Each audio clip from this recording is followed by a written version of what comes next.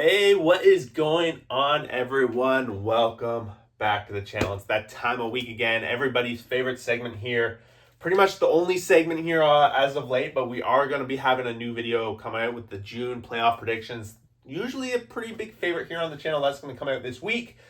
But we're going to jump into it, guys. I'm super excited. Maybe you can tell if you are a long-time viewer of the channel, but I am back in my studio. I don't have the mic set up, couldn't get it working, but I am back. And if you could see the rest of the studio, it's a disaster in here. But we're back and slowly moving back into my place. Me and my family have been out of it for 10 weeks. So just super excited to be back in here, and hopefully you guys kind of like the original setup, back to where we are going to be doing more videos and stuff like that. So I'm going to be a little more excited about that, but we're going to jump into it. This week has been pretty hectic for me. Moving back into the place, getting everything set up, cutting the lawn, took like 5 laps. And yeah, we're just going to jump into it because there's not too much else to go into. And yeah, starting things off here at the bottom of the board. Not a lot has changed with this team. They're still relatively the biggest disaster in MLB history, but they did have a shining spot this week with a sweep. They swept a different team in the MLB. Can you believe it? But it was the Miami Marlins. Some of the matches were one-run games and super close, but overall, they swept a team. They had a winning series. They had not necessarily a winning week, though. They followed up that sweep by getting swept again. So right there, back in it, getting swept by the New York Mets. So I'm not going to add too much. One series win, not going to change the outlook of this team so far this year. Same with the Athletics. They themselves did have a series win this weekend over the Baltimore Orioles. Nice win here in the rubber match today on Sunday, a 5-1 win there. Their offense has been something to be excited about on this team. But at the same time, as we start to get later innings, whenever this team has a lead, no lead is safe for the Athletics. They continue to blow leads. We saw it with the Jays last weekend. We saw it with the game with the Orioles this weekend. We saw it against the Twins earlier in the week when they lose 3 out of 4 in that series. So overall, the Athletics seem like the second worst team, the worst team in the American League, even though they do pick up a series win. Interestingly enough, I think every team in this bottom row pretty much found some wins this week, including the next up. Chicago White Sox do have a series win themselves against a division rival, the Kansas City Royals, this weekend. They managed to kind of take advantage of a Royals team that has struggled over the past few weeks. But when I start matching them up otherwise, they still kind of slot into this spot. Maybe we've seen them make progress. It's not the same team that we saw last year or sitting in the bottom row. They're clearly, in my opinion, better than these two teams.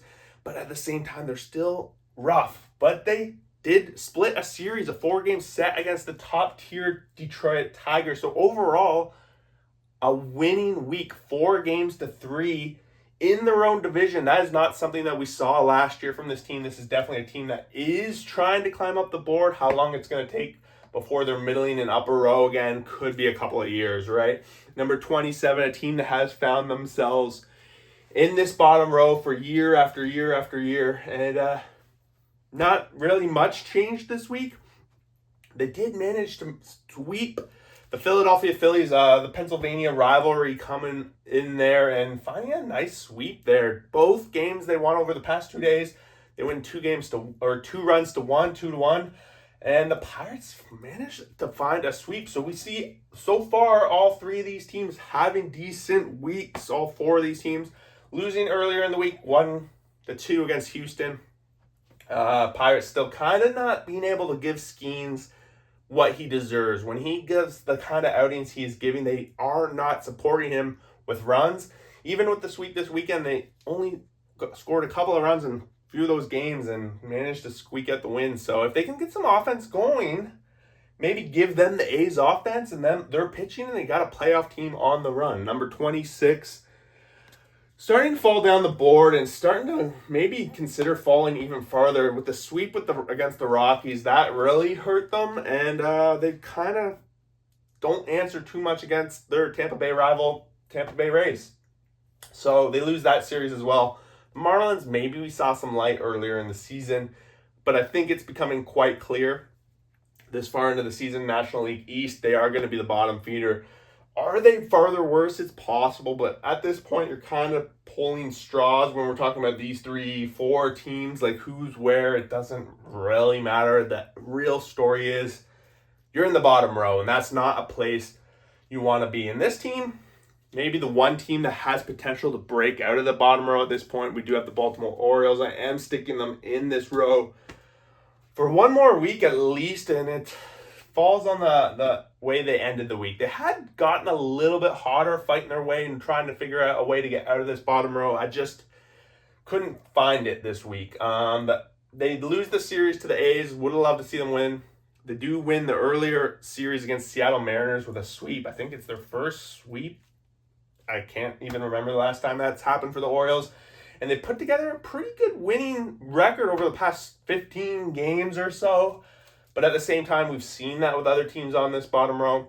And the pitching is a lot of concern. And sometimes this offense has just not been there this season. I want to see maybe if they can keep up this trend that they have been on.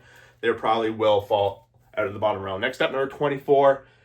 Edging out the Orioles and kind of dating back to a couple weeks ago that they did win that series. But maybe if they met now, it would be a different story. The Washington Nationals, well, their record is relatively all right. The run differential minus 51 is something to be concerned about. And over the trajectory of the season, it's going to place them back into this echelon of the board. 1-2 against the Cubs, 1-2 against Texas. So just continue to kind of lose each series they're in. Number 23. If you told me at the beginning of the season that they would be number 23 in June, I would have not believed you. Lost 7 in a row now. This was an 0-6 week for the Atlanta Braves. 0-3 against Arizona. 0-3 against the Giants. Complete National League West. They got swept. And with Arizona, they had been struggling pretty severely coming into this week. So for that sweep to go against the Atlanta Braves kind of hurt them even more. They're now reaching a point, they are, I think, below Washington in the standings. You would expect Atlanta, they're going to turn it around and start running this up. But when we start talking about the rest of these teams, they've shown better life than the Braves, and they've kind of dug themselves a hole, and it's not pretty. Next up, we got the Texas Rangers, a little bit of a bounce back week, maybe since the firings that happened there. The offense maybe has come alive a little bit, but started the week again, not great. 0-3 against Tampa, and they managed to win the series against Washington 2-1. So overall, 2-4 week, another losing week. So we're talking about 3 teams here that had losing weeks, whereas almost every team in the bottom row, the Marlins, have had winning weeks. So potentially on a way to a transverse thing. It just feels so wrong to put either the Braves or the Rangers in that bottom row. But if they keep this up and these teams keep the way they're going, it's pretty much going to happen that way. Number 21, another team that has kind of had that fall from grace, fall from the playoff atmosphere of last year. They went 2-1 against St. Louis, 1-2 against the White Sox. So I liked what I saw in the St. Louis series. They did have one game get rain, and they kind of had a doubleheader situation going on there, which kind of, I don't put a lot of weight into winning that series. Definitely when you have that kind of shenanigans going on there.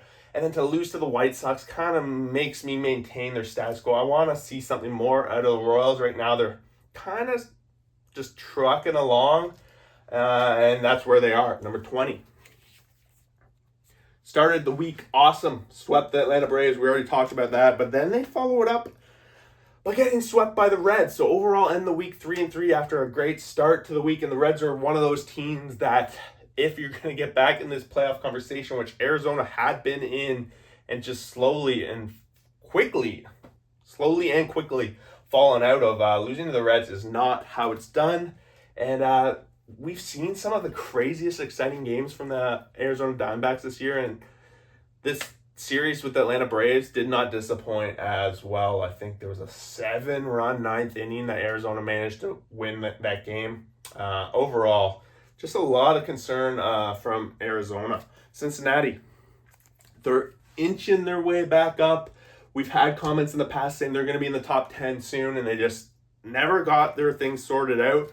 The 3-0 against Arizona helped boost them past this middling thickness, But they started the week losing to Milwaukee, and it's just been a kind of a story of the Cincinnati Reds all season long, and maybe for dating back even longer when it comes to playing just Milwaukee. The Reds just can't win in their division, and when you're playing in this National League Central, you have to win in this division if you're going to be a playoff threat or a threat to make the playoffs. And right now, the Cincinnati Reds are not finding a way to do it, and they're going to continue to be in this position unless they kind of sort that out, because with Milwaukee, with the Cardinals and the Cubs playing the Reds at least better, it's just 3 teams that they're going to have to hop, and that's just not going to work out. Number 18. As you know, we do this series well. The Sunday Nighter kicks off, and it's just kicked off in the first inning. The Yankees and the Red Sox in that 1-1 so far this weekend. And then 1-2 against the Angels. So overall, losing week, potentially even worse for the Red Sox. It's just been one of those years. The Red Sox just haven't got anything going. And a lot of it has to do with the pitching. Like, Buehler has not been the pitcher that they had hoped. Maybe there's a lot more signs of what he had been like in the past. Boston has a couple other teams in their division that they have to hop. At number 17, moving up probably the most spots on the board this week, it's the Angels. And a couple weeks back, got a little bit of hate because I had them in the bottom row after they had swept the Dodgers. Just really wasn't sold. But this offense just continues to score runs and pick up nice wins, and right now they're in the thick of it for a playoff spot. Almost swept the Seattle Mariners this weekend, which would have just honestly quite a bit of a surprise. 2-1 against Boston, 2-1 against Seattle. Another winning week for the Angels, and on the backs of some good offense. Pitching has not been there, but when the offense is rolling, I guess, in this division that has turned out to be not as strong as I had suspected coming in, they potentially could be the second strongest team in this division, working their way up the board. Number 16, kind of status quo for the Brewers. Not a great series that we saw them play against the Padres this weekend. They got shut out twice, but they did manage to steal one. So 1-2 in that series. And then Milwaukee goes 2-1 against Cincinnati. We already touched on that. So 500 a week for Milwaukee. It's been an up and down season. We've had some streaks early for them. As well as in May, they did not have the greatest May, and now they're kind of settling in, but the offense continues to kind of be worrisome, and we saw signs of it this weekend against the Padres, so I hope they can sort that out. At the same time, they are beating the Pirates, they are beating the Reds when they face, and that is going to be important to maintain a threat in this playoff race. Number 15, to me, kind of speaks why they're in this position. They're pretty much average. They have average offense, manage scoring runs here and there. They have some top tier players, of course. And pitching delivers on some days, and on other days it does not. 1-2 against the Yankees, 1-2 against Houston. So when we're starting to play against teams that are leading their divisions or making pushes into the playoffs, they're not always there, but they do play it close, and they're on the borderline of being that playoff team. They have fallen out of that last wild card spot in a couple of games, but it's the Guardians. We've seen them fight all season long. We've seen them fight in the years past. I am not going to count them out, but right now they're smack dab in the middle of the league. Number 14. Probably the highest win percentage so far that we've talked about. We do have the Padres. They fell quite a bit because it was a pretty cold May, early June, and maybe we're starting to see a potential turnaround for them. 2-2 against the Giants to start the week. And they won the first 2, so you would have loved to see them close out and win that series. And then they lose the next 2. So not exactly what you want to see. Then we see them go 1 win, lose, 1 win against Milwaukee. Not really getting anything going in terms of winning streaks, which was what we saw earlier in the season with the Padres. I think as it goes on, if they keep up this is kind of where they're going to end up. So that's kind of where I have them right now. It's important to note, too, their series with the Giants, all 1-run games. So super tight between them and the Giants. And if they could have won that series, it would have been a big impact here, I think, on this board. Number 13, Twins. May was super hot for them. They've definitely cooled off a little bit, but they still maintain some solid offense and picking up some wins where it is necessary. Winning the series against Athletics 3-1. Playing a series against the Jays this weekend. They lose it 1-2. They managed to avoid the sweep today with some good offense, and they had opportunities to really win this series as well. And the bullpen just kind of blew it as well. So Twins definitely in there, definitely playing some great baseball in a interesting Central Division that has changed the landscape, I think, of the entire American League. Number 12, Feels scary putting them up here with the Jays at number 12. They do win both series this week. I think after they got swept by Tampa, which was like 2.5 weeks ago now, they have won every series since. The offense has shown up. The depth of the starting pitching is a big concern for the Blue Jays. Outside of the first top three, it's really they don't really have someone stepping up, but the bullpen has stepped up for this team. 2 games to 1 against Philly, 2-1 against Minnesota. So overall, Jays are up here. Every time I move them up the board, they start to lose, and every time I lower them on the board, they start to win. So if that pattern holds true, we are in for an interesting week when they play St. Louis and Philadelphia again. So it's a tough team. We haven't talked about either of those teams. It's going to be a tough week for the Jays for them to hang up in this top 12 playoff spot. They have to have a winning week. Number 11, Seattle, and arguably you could drop them because they just have not been good. If it wasn't for today, they would have their losing streak would have hit 6 or maybe even more. I don't know what other week ended last week. 0-3 against Baltimore, 1-2 against the Angels.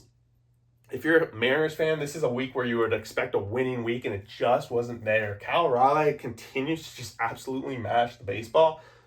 But when your catcher is the one leading the offense, that does bold concern. Mind you, he would be leading the offense on most teams in this league. But yeah, it's just not coming together for Seattle. I don't know quite what's going wrong. It's just maybe it's just pitching, batting, just not syncing up well. But losing in their division to the Angels specifically, it's gonna come back down to bite them. And it's kind of like the same story as last year. They had the lead in the division, a couple of games. It was maybe bigger last year, but it just fell apart. And then from there, just the wheels fell off, and it's starting to feel the same. And if you're a Mariners fan, I think it's starting to feel the same. Number 10, dropping a few spots. The week started off really well. I think it was 8-1. They smashed the Blue Jays. The offense was rolling, and then they lose the next 2 games to the Jays. And then the offense just dies in Pittsburgh, and they get swept. Overall, ever since I put Phillies at number 1 on this board, it's just been wheels off, and it's kind of the same stories again as last year. They beat up on the weak teams in this league. When we start to play upper echelon teams, they just can't seem to figure it out. And this weekend is like the opposite of what I just said. They lost a low-tier team getting swept. So a lot of concern here right now with Phillies. They just seem to be the team that should have it better than they do always. And maybe this is what happens. Like they kind of reverse jinx, maybe I drop them and they go on a heater here. But ever since that 9-game winning streak, it's just not been good. Next up, you could not have paid me enough to predict that the Tampa Bay Rays would be in the top 10 in June, but here they are, 3-0 against Texas, 2-1 against Miami, 5-1 on the week. And the offense has been putting up double digits many times, and I think the offense coming in this season is what I would have said is not going to be working for this team, but on the opposite side, it seems like that is what's carrying this team. Tampa, surprising me. And I think you could argue that they could be even higher, because when you start to look at this board now, I think anywhere from like maybe 10 to 6, it's really hard to decide. I think 6 is the hardest spot on this board to really pick, because it's the top row, and to me, the top 5 are pretty concrete. But at number 6 is when it starts to get difficult, and there's a lot of debate that can be had. Number 8. I'm going to leave the Cardinals here for 1 week. It wasn't the best week. I think that's back-to-back weeks, but they're not having losing weeks, and they're not putting together big losing weeks on top of that. Sonny Gray continues. He's dominating this year. It's super fun to watch him be successful this year after just been kind of under the radar as a good pitcher. 1-2 against the Royals. Would have loved to see that, but doesn't happen. They bounced back big time this weekend with a win over the Dodgers. That's pretty much why I'm keeping them where they are, because they are being competitive. I'm super excited to see how they play against this Blue Jays team that is also very hot right now. That's going to be the first series of the week. Number 6, we talked about them playing the Padres already, 2-2. Managed to battle back there big time. And then they find the sweep of the Braves on the weekend. So the Giants, after started to be a little slower for a little bit there, they figuring it out. 5-2 on the week. Good week in a strong NL West. And right now, with the Dodgers kind of struggling, not playing amazingly, they're making a case that maybe they're going to make a run at this division. So that's going to be fun to watch. This West has not really shaped up the way. I know the Dodgers were huge favorites coming into the season, right now they're not on pace to hit 100 wins, so that it does make it somewhat interesting. At number 6, this spot was a lot of debate, and I ended up going with the Houston Astros, and a lot of this goes to, I think, the American League West is starting to kind of take shape, that this is going to be their division yet again. Now with the struggles they've had, and Houston's had a pretty good week, 2-1 against Pittsburgh, 2-1 against Cleveland. They kind of just keep trucking along. We saw them beat Tampa Bay last week, so those kind of things kind of add up to a team that I think is on their way. And at this point, I don't see a scenario where Houston's going to be missing the playoffs. So I think when you're in the top row, you kind of think this team's on their way to the playoffs. And while you're in the second row, you're in that position, it is a lot more susceptible, obviously, with these teams on your tail. So that's kind of what went into my decision to leave Houston and put them at number 6. Number 5, I think for like the third week in a row, we have the Cubs. Well, their offense has powered, so big run differential. They just haven't really put massive winning streaks together. I think the one thing working for them has been their division so far. 2-1 against Washington to start the week, and then they lose a series against Detroit. And I kind of highlighted this series in the last week's power rankings that was going to be the one to watch. They went up in a playoff style format, especially for the Tigers, who sent out Skubal, sent out Flaherty, and those are the games that they lost. And so when it comes to playing those top teams with top pitching, I think the offense does get shut down a little bit for the Cubs. And I don't know if the Cubs can match up to the top tier pitching that some of these more top teams have. At number 4, so the top 5, I think, overall has stayed the same for quite a few weeks. A little bit of a shuffle. We saw Philly did fall out. But with the Mets, 2-2 against the Dodgers, great series, fun series to watch if you watched it. And then they followed up with a sweep of the Rockies. Taking care of business. I think the Mets have now opened up a 5-game lead, maybe 4 in this division coming into this year. Thought it'd be a lot tougher. Braves have kind of fallen out of it. Phillies have been struggling against top talent, whereas you see the Mets, they are at least competing day in and day out against these top teams. We saw it against the Dodgers. We saw it against the Yankees. Number 3, the New York Yankees, 2-1 against Cleveland, 1-1 against Boston, playing right now, probably going to win. But you would assume, so I think it's Max Fried on the mound today, so that does give them, I think, a big edge in the Boston series. But overall, even with the hot Tampa Bay Rays, hot Jays, they still have a 5-game lead in this American League East. I think overall it's pretty hard to argue that they are not big favorites to be a lock for the playoffs and on their way to the American League Championship, really, with the way things are going. And then that brings us to number 2. This part's been a little bit of a debate for me internally. Maybe the fans in the comments are going to like where this is going to end up going. But the Dodgers, 2-2 to start the week against the Mets, 1-2 against the Cardinals. Just doesn't feel like a top-tier team right now. And I've talked about this, I think, for a number of weeks here on the Power Rankings, because I haven't had them at number 1 very often this year. And it just doesn't feel like they are that team. The offense, definitely. They're a number 1 team when we're focused strictly on the offense. But the pitching has been a concern, and we saw it a little bit this week as well, especially when we went up in that series against the Cardinals. So I do have the Dodgers at number 2, which does leave us to number 1, and people have actually been calling for this for like a month. I'm doing it this week because I think the series that really sold it for me finally, I've been on Detroit. You can probably go back to the second, third week of the Power Rankings. They've been in the top 5 all those times. 2-2 against the White Sox, so not great, right? But then they go into a series against a top-tier team like the Cubs, and we see their top-arm talent with Skubal and Flaherty deliver some solid wins. And a big part of what this Power Rankings is, I try to match up who they're going to be, and if they face off in a best of 7. And right now, with the way the offense has been going in Detroit, and when Skubal's out there, that's feels like a guaranteed win. I know they do lose when he's on the mound, but he is as Cy Young as it gets right now. We see similar things with Max Fried, but we've also seen him implode a few times this year. Detroit, when they send out Flaherty and Skubal, and they almost feels like they're going to have a 2-0 lead on almost most teams on this board. When you're in a best of 5 especially, that's pretty big bonus to have. And right now that seems like this way this team is going. think if we look back, they're just not losing. They just don't have losing streaks, and it makes sense when you look at their pitching. It's just not going to be the kind of team that puts together losing streaks. So there you guys have it. Number 1, Detroit Tigers. Let me know what you guys think in the comments below. I look forward to kind of the comments because that's what I look forward to each week. I try to engage with all you guys, especially in the first 24 hours. I try to throw some comments back at you guys, so I look forward to that. Thanks for watching, guys. Glad to be home in the studio, and we'll see you for that next video.